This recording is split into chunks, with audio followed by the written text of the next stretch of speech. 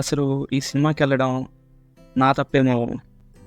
మొదట బాధేసింది, తర్వాత భయం వేసింది, ఆ తర్వాత నా మీద నాకే అసహ్యం వేసింది. నెక్స్ట్ వీక్ అన్ని మంచి రిలీజ్లు పెట్టుకొని కూడా ఈ మూవీకి వెళ్ళా చూడు. మూర్తి గారు, ఇలాంటప్పుడే గుండె రాయి చేసుకోవాలి. ఏమనుకోలేను, ఏదో కనీసం వాళ్ళు ఇచ్చిన క్యాప్షన్కి మస్తుదాలో కనీసం సగం అన్నా ఉంటుందేమో అనుకున్నాను. దాని తర్వాత దరిదాపుల్లో కూడా లేదు మామ. ఎందుకంటే మళ్ళీ కనీసం ఇయర్లో రిలీజ్ అయిన వాటిలో ఒక హర్రర్ మూవీ కూడా లేదు తెలుగు నుంచి వచ్చింది. లాస్ట్ ఇయర్ మస్తుదా ఉంది అంతే. కనీసం ఏదైనా ఉంటుందేమో అనుకున్నా బెస్ట్ హర్రర్ మూవీలో, but I was wrong.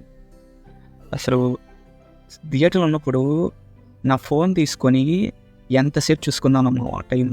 Cinema ఎప్పుడైతే ఇంటికి వెళ్దాం మామూలు టార్చర్ కాదు మా థియేటర్లో నాకు.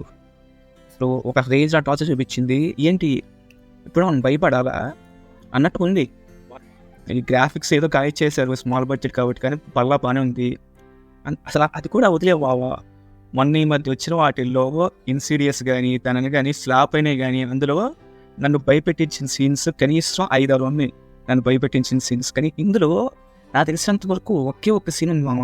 అది కూడా అంత భయపెట్టలేదు కానీ ఒక మాదిరిగా ఉంది అంతే. మిగతా అసలు సినిమా అంతా డొల్లే మామ. మనకి ఎప్పుడు రెగ్యులర్ హర్రర్ మూవీసే, ఆ లైట్లు ఆఫ్ అయినాయి దెయ్యం వచ్చింది, ఇలా వెళ్ళింది ఫ్లాష్గా దెయ్యం వచ్చింది అంతే. ఏం లేదు ఇంకా సినిమాలో. అసలు ఎందుకు తీసాడో ఆడికి తెలియాలి, ఆ క్యాప్షన్ ఎందుకు పెట్టాడో ఆడికి తెలియాలి. అది మా ఇంకా.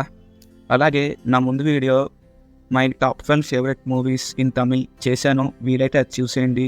అది మా నెక్స్ట్ వచ్చేసరికి తమిళ్లో వచ్చిన టాప్ 3 రాడ్ మూవీస్ గురించి కూడా చేస్తున్న వీడియో, అది కూడా చూసేయండి.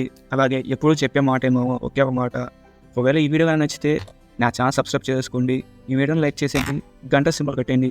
అంతే మామ, బాయ్.